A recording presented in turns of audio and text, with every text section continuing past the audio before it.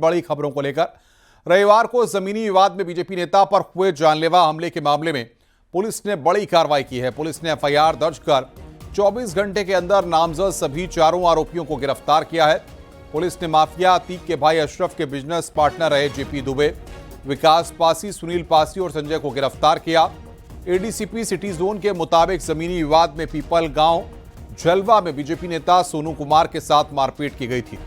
सोनू कुमार अपनी जमीन पर निर्माण कार्य करा रहे थे। वहां पहुंचे अतीक के गुर्गों ने निर्माण रोक दिया और जानलेवा हमला कर जमकर मारपीट की।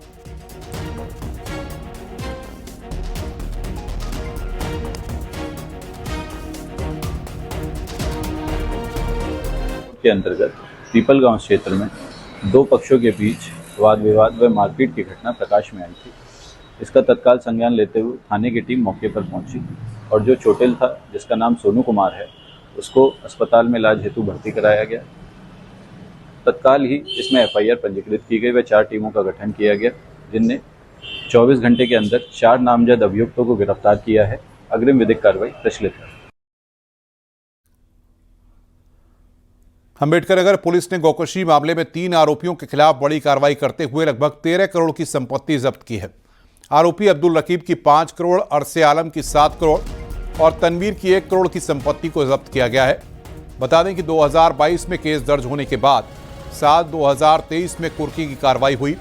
इसके बाद कोर्ट ने संपत्ति जब्त करने का आदेश दिया। ये कार्रवाई कटका थाना क्षेत्र में हुई।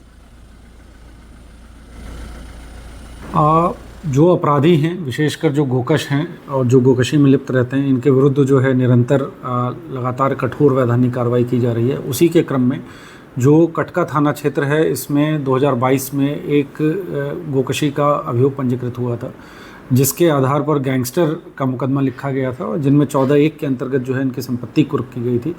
उसी में अभी जो है 2-3 दिन पहले माननीय न्यायालय के द्वारा जो है आदेश पारित किया गया है, जिसमें ये जो 3 अपराधी हैं, इनके 12 करोड़ की जो संपत्ति है उसको राज्य सरकार के पक्ष में जो है निहित किया गया है। देवरिया में धर्मांतरण के आरोपों के बीच प्रशासन ने ईजी मॉल को सील कर दिया है। मॉल के बाहर पुलिस बल तैनात है। वहीं 6 कर्मचारियों को हिरासत में लेकर पूछताछ जारी है। मॉल के मालिक उस्मान गनी फरार हैं। मॉल किराए के भवन में चल रहा था। भवन की मालकिन वीनू चतुर्वेदी ने कहा कि यदि आरोप सही निकले तो दोषियों पर कड़ी कार्रवाई होनी चाहिए।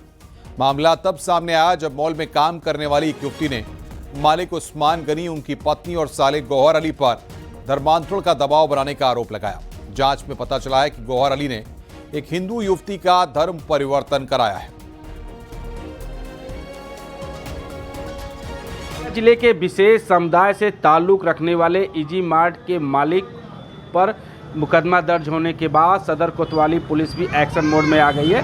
आप इन तस्वीरों में साफ तौर से देख सकते हैं कि ये जो ईजी मार्ट है पूरी तरह से सील कर दिया गया है। यहाँ पे 2 पुलिसकर्मियों की बारी बारी से ड्यूटी लगाई गई है और मैं आपको यहाँ दिखाते चलूँ कि यहाँ पे एक नोटिस चस्पा किया गया है। नोटिस में सदर कोतवाली ने साफ तौर से ये लिखा है कि वह ईजी मार्ट पर अपना साक्ष्य संकलन के लिए आए थे, लेकिन यहाँ पे माल के मालिक कोई भी उपस्थित नहीं है।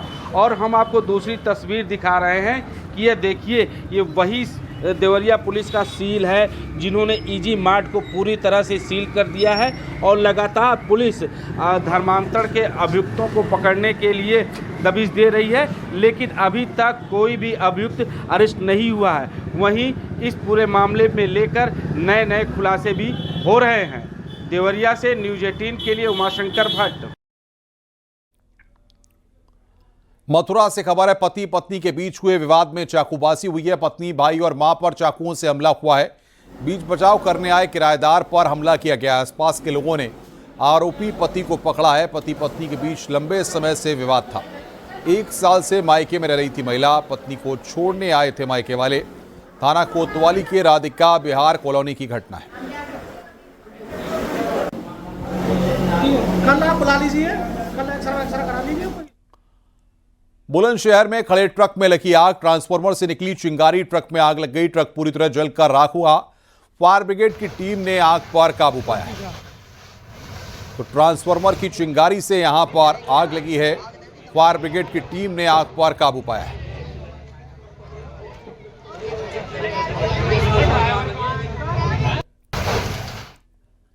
सीतापुर पुलिस और एसओजी ने चोरी की घटना का खुलासा किया। टीम ने सरगना समेत 5 छात्रों को रामकोट थाना क्षेत्र से गिरफ्तार कर जेल भेज दिया।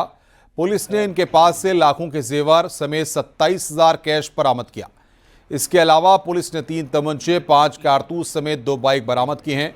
छात्रों पर बाराबंकी, लखनऊ, लखीमपुर खीरी, बहराइच और प्रतापगढ़ में कई केस दर्ज हैं।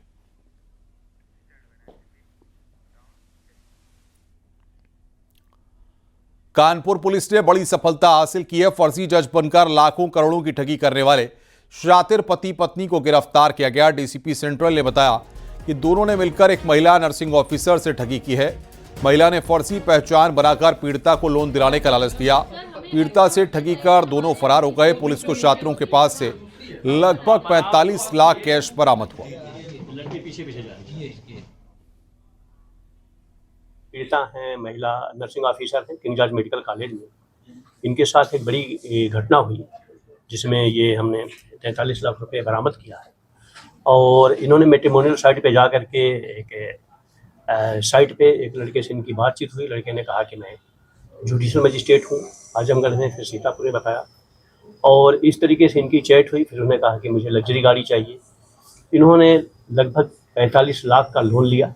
और लोन लेने के बाद जब ये यहाँ पे मिलने के लिए आई, महिला ने कहा कि मुझे डाउट तो हो रहा था लेकिन इतना नहीं डाउट हुआ क्योंकि वो वीडियो कॉल नहीं करता था। ये जब लेने आई फिर रेवमाल में गई है और उन्होंने कहा कि पैसा रख दो गाड़ी में, और 59,50,000 रुपया लेकर के फरार। खबर प्रयागराज से है। 25,000 का इनामी गिरफ्तार किया गया। सोराव थाना पुलिस और एसओजी को कामयाबी मिली है। गौ तस्कर अफजल पुलिस के हत्थे चढ़ा है। शातिर पर दर्ज है कई आपराधिक केस। तो गौ तस्कर अफजल पुलिस के हत्थे चढ़ा है। शातिर पर कई आपराधिक केस दर्ज है। 25,000 का इनामी जेल पहुंचा। ये बड़ी खबर हम आपको बता रहे हैं।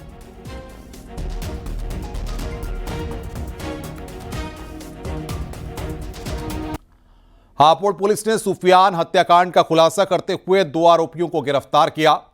दोस्तों ने दोस्त की बेइज्जती का बदला लेने के लिए सुफियान को लाठी डंडों से पीट कर मौत के घाट उतारा था। गिरफ्तार हत्यारे आशीष और अभिषेक ने अपने दोस्त नितिन बाटा की बेइज्जती का बदला लेने के लिए इस वारदात को अंजाम दिया था। करीब 4 महीने पहले सुफियान की नितिन बाटा से कहासुनी हुई थी। सुफियान के ही एक करीबी दोस्त को इस गिरोह ने पहले अपने भरोसे में लिया। पुलिस के मुताबिक नितिन बाटा दबंग प्रवृत्ति का अपराधी है जिसके खिलाफ कई आपराधिक मुकदमे दर्ज हैं।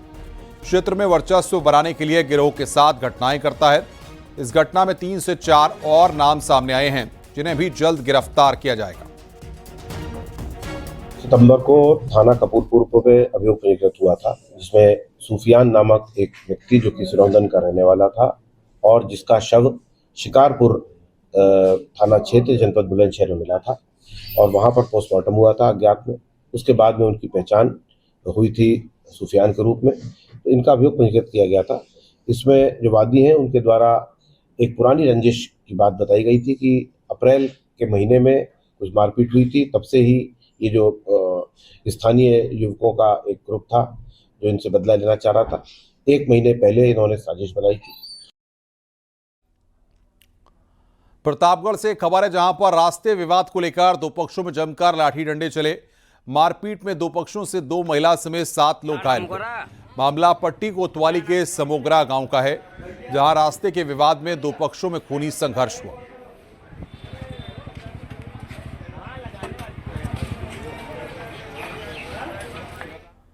अमरोहा में हुए फहीम हत्याकांड का पुलिस ने सनसनीखेज खुलासा किया है। पुलिस ने आरोपी जाकिर को गिरफ्तार कर जेल भेज दिया। साथ ही उसके कब्जे से आला कत्ल भी बरामद किया गया।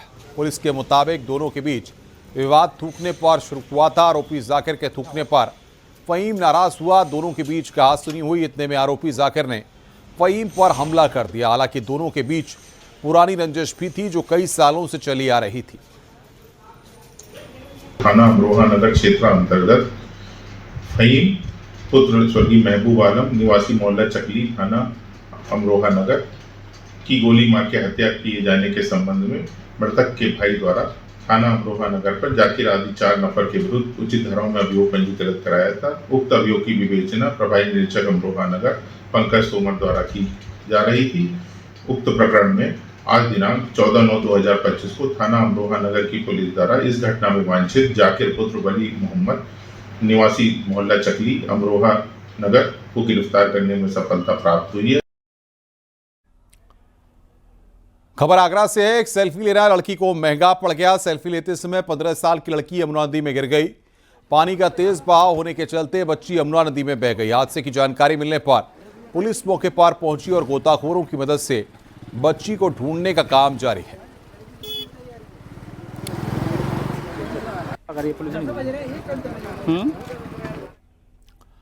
गाजियाबाद पुलिस ने हरियाणा से अवैध शराब की तस्करी कर रहे एक शातिर को गिरफ्तार किया। पुलिस ने कार से 43 पेटी अवैध शराब बरामद की है। यह शराब दिल्ली और उत्तर प्रदेश में सप्लाई होनी थी। टोनिका सिटी पुलिस ने चेकिंग के दौरान मुखबिर की सूचना पर यह कार्रवाई की। शातिर ने गाड़ी पर प्रेस का स्टिकर लगा रखा था। आज दिनांक 15/9/25 को थाना टोनिका सिटी पुलिस द्वारा बॉर्डर चेकिंग अभियान के तहत एक शातिर शराब तस्कर को गिरफ्तार किया गया है। मंडोला चौकी क्षेत्र में मंडोला बैरियर है जो बागपत बॉर्डर पर लगती है, वहाँ पर ये अपनी मारुति रिट्ज कार में करीब 43 पेटी शराब जो कि अवैध देसी शराब है हरियाणा मार्का, उसके साथ इसे बरामद किया गया है और इस पर थाना टोनिका सिटी में धारा 60/63/72 आबकारी अधिनियम के अंतर्गत अभियोग पंजीकृत किया गया है। बुलंदशहर में ट्रैफिक पुलिस कर्मियों का वीडियो सामने आया जिसमें वो सिर पर तसला रखकर और फावड़े से मिट्टी खोदकर सड़कों के गड्ढे भरते दिख रहे हैं। दिल्ली रूट का डायवर्जन होने के कारण खुर्जा रोड पर ट्रैफिक का दबाव बढ़ गया है। पुलिस ने खुद ही समस्या का समाधान करने का फैसला लिया। ट्रैफिक पुलिस ने अपनी ड्यूटी से परे जाकर एक सराहनीय पहल की है। दिल्ली रूट का डायवर्जन होने के कारण खुर्जा रोड पर मौजूद गड्ढों से हादसों का खतरा बढ़ने की आशंका है। इसी को देखते हुए पुलिस ने खुद ही इस समस्या का समाधान करने का निर्णय लिया।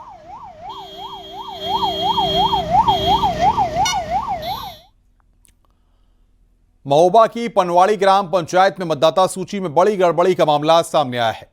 वार्ड 13 के मकान नंबर 997 में 243 मतदाता दर्ज हैं। मकान नंबर 996 में 185 मतदाता पाए गए हैं।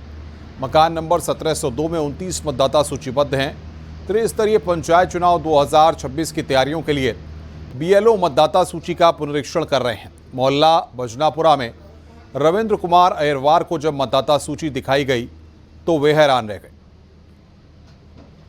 मकान में बहुत ढेर सारे मतदाता वहां पर पंजीकृत पाए गए। बेसिकली 2021 में जो पंचायत चुनाव हुआ था उसके बाद से 5 साल के बाद लगभग 2025 में हम लोग उसका पुनः मतदाता सूची का पुनरीक्षण कर रहे हैं। सामान्यतः गांव में मकान नंबर स्थायी मकान नंबर संख्या नहीं होने के कारण जो भी उस समय तत्कालीन बीएलओ था उसने सभी मकान 200-250 लोगों के नाम से एक ही मकान नंबर में एंट्री कर दी। यद्यपि उन लोगों के नाम को वेरीफाई करा लिया गया, वो सभी उसी ग्राम पंचायत के वोटर्स हैं, तो इसमें कोई बहुत विशेष गलती नहीं है, लिपिक त्रुटि कही जा सकती है। तो इसको नया मकान नंबर डालकर त्रुटि इसकी दुरुस्त करा ली। मुख्यमंत्री योगी आदित्यनाथ लखनऊ में सीएसआईआर स्टार्टअप कॉन्क्लेव में शामिल हुए। इस मौके पर मंत्री और सीएसआईआर के vice president doctor Jitendra Singh भी मौजूद थे। अपने संबोधन के दौरान मुख्यमंत्री योगी आदित्यनाथ ने बताया कि आज भारत में 1,90,000 स्टार्टअप हैं। हम अमेरिका और ब्रिटेन के बाद तीसरे स्थान पर हैं। प्रधानमंत्री की सोच थी कि युवा जॉब सीकर नहीं जॉब क्रिएटर बने। सबका धन्यवाद भी, बहुत शुभकामनाएं इस चीज के लिए। जब हम स्टार्टअप की बात करते हैं तो पिछले 11 वर्ष में भारत के अंदर एक नए स्टार्टअप इकोसिस्टम को हम लोगों ने पनपते हुए देखा है। अगर आप दुनिया के अंदर देखेंगे तो यूएस और यूके के बाद भारत तीसरा ऐसा देश है जिसके पास सर्वाधिक स्टार्टअप हैं। दुनिया के अंदर भारत का नंबर तीसरे नंबर पर आता है। और अगर भारत के अंदर हम देखेंगे तो 1,90,000 हमारे पास ऐसे स्टार्टअप मौजूद हैं पूरे देश के अंदर, जिनके माध्यम से जो प्रधानमंत्री जी की पहले दिन से ये संकल्पना थी कि हमारा युवा जॉब सीकर नहीं बल्कि जॉब क्रिएटर बने, तो उस जॉब क्रिएटर का आधार कोई बन सकता है तो स्टार्टअप इकोसिस्टम बन सकता है।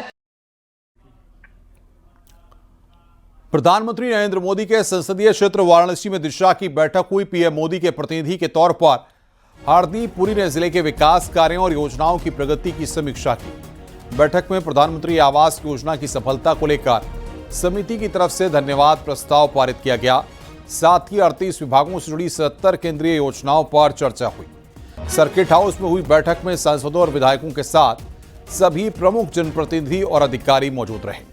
केंद्रीय पेट्रोलियम मंत्री ने बताया कि काशी को स्मार्ट सिटी बनाने के लिए मोदी और योगी सरकार लगातार प्रयासरत है। ऐतिहासिक मतलब हजारों वर्ष पुराना शहर है जिसमें एक स्मार्ट सिटी में इसको कन्वर्ट किया जा रहा है। मुझे बहुत खुशी हुई क्योंकि मैं 7 साल अर्बन और हाउसिंग और अर्बन अफेयर्स मंत्रालय के साथ जुड़ा था। सितंबर 2017 से लेके जून 2024 तक। जो कुछ हमारे भाई लोगों ने बताया कि जब महामारी का सामना करना पड़ा तो स्मार्ट सिटी का जो कंट्रोल सेंटर है उसमें बहुत मदद की। अभी बाढ़ के फ्लड्स के दौरान भी की।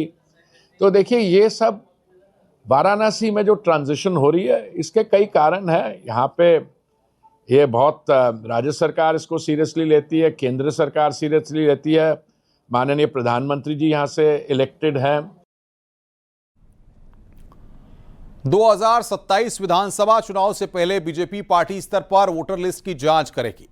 बूथ स्तर पर चलने वाले अभियान में लोगों के घर घर जाकर मतदाताओं का सत्यापन किया जाएगा।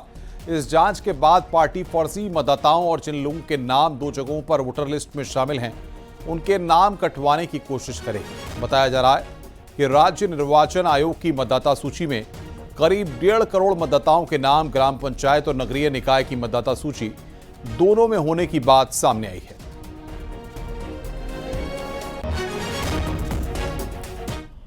वक्फ संशोधन अधिनियम पर सुप्रीम कोर्ट के फैसले का उत्तर प्रदेश सरकार में मंत्री दानिश आजाद अंसारी ने स्वागत किया है।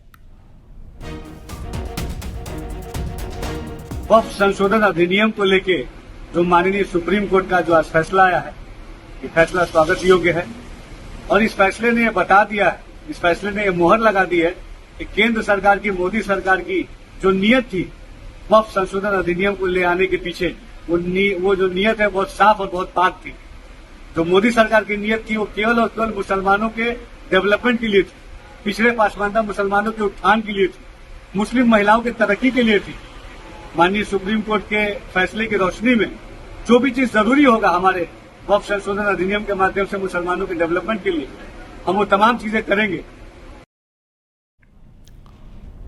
आगरा में मेट्रो के दूसरे फेज का काम जारी है, लेकिन एमजी रोड पर लोग जाम में घंटों घंटों तक खड़े रहते हैं। ऐसे में जाम से निजात दिलाने के लिए पुलिस कमिश्नर दीपक कुमार ने सभी ट्रैफिक और थाना पुलिस को निर्देश दिए हैं कि एमजी रोड पर कोई भी ऑटो और बैटरी रिक्शा नहीं चलेगा। साथ ही मेट्रो की बैरिकेडिंग का स्पेस कम किया गया है। इस जाम को बचाने के लिए आगरा पुलिस थाने प्रयास कर रही है। पुलिस कमिश्नर ने सभी यातायात पुलिस कर्मियों को निर्देश दे दिए हैं, तो उसके साथ ही साथ जो थाना पुलिस है उसको भी ट्रैफिक की समस्या को सुलझाने का आदेश दिया गया है। हालांकि तस्वीर आपको दिखा रहे हैं, आगरा के हरिजन चौराहे की ये तस्वीर है। ये सबसे व्यस्ततम चौराहा कहा जाता है। यहाँ पर यातायात पुलिस के साथ थाने की पुलिस की ड्यूटी भी लगाई गई है, जो की जाम की स्थिति बनी रहती है उसको सुलझाया जाए। ठीक सामने ही मेट्रो का काम चल रहा है। मेट्रो के काम की जामनगर में वनतारा को सुप्रीम कोर्ट से क्लीन चिट मिल गई है। सुप्रीम कोर्ट वनतारा में प्राणी बचाव और पुनर्वास केंद्र में जीवों के रखरखाव को लेकर एक एसआईटी बनाई गई थी। इसी एसआईटी की रिपोर्ट के आधार पर सुप्रीम कोर्ट ने वनतारा को क्लीन चिट दी है। सुप्रीम कोर्ट वनतारा में जीवों के रखरखाव से संतुष्ट है। न्यायमूर्ति पंकज मित्तल और न्यायमूर्ति पीवी बराले की पीठ में एसआईटी की रिपोर्ट को स्वीकार करते हुए इस रिपोर्ट को रिकॉर्ड पर लिया और कहा कि अधिकारियों ने वनतारा में अनुपालन और नियामक उपायों के मुद्दे पर संतुष्टि व्यक्त की है।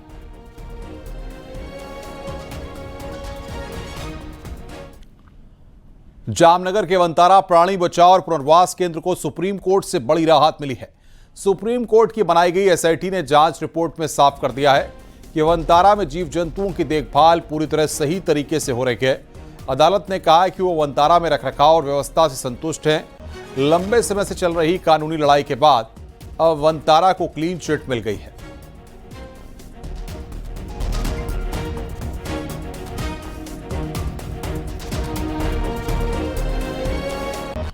जामनगर के वनतारा प्राणी बचाव और पुनर्वास केंद्र को सुप्रीम कोर्ट से बड़ी राहत मिली है। सुप्रीम कोर्ट की एसआईटी ने जांच में पाया है कि यहां जानवरों की देखभाल और वेलफेयर स्टैंडर्ड्स अंतर्राष्ट्रीय मानकों से भी आगे हैं। रिपोर्ट में कहा गया है कि वनतारा ने पशुपालन, वेटनरी केयर और संरक्षण के क्षेत्र में सेंट्रल जू अथॉरिटी के नियमों से ज्यादा बेहतर काम किया है। ग्लोबल ह्यूमन सोसाइटी ने भी ऑडिट के बाद वनतारा को global human certified seal of approval दिया है। सुप्रीम कोर्ट ने कहा है कि वो वनतारा की सुविधाओं से पूरी तरह संतुष्ट है।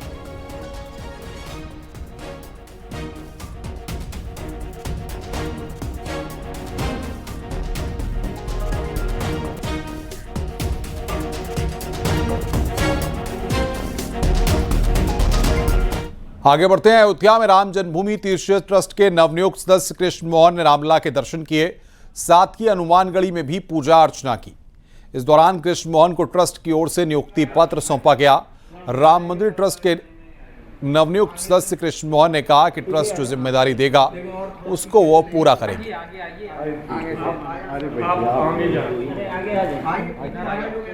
मैं देखिए, भगवान राम ने मुझे बुलाया है अपने से चरणों में सेवा करने के लिए, और मुझे अवसर मिला है कि मैं उनके चरणों में सेवा करूं।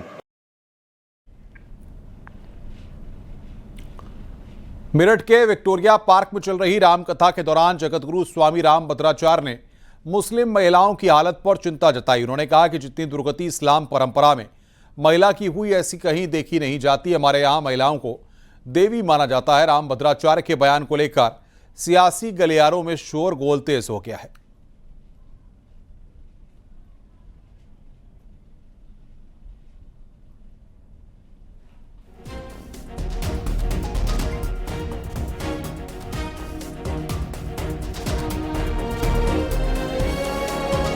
जो मुसलमानों के बीच में जो बराबर का दर्जा मिलना चाहिए महिलाओं को, वो नहीं मिल पा रहा है उनको आज भी दोयम दर्जे रखते हैं, उनको फ्रीडम नहीं मिलता है।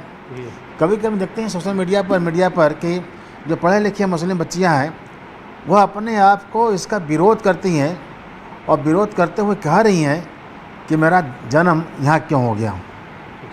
हमको दोयम दर्जे की ज़िंदगी जीना पड़ा है, यह समाज की महिलाएं कर रही हैं।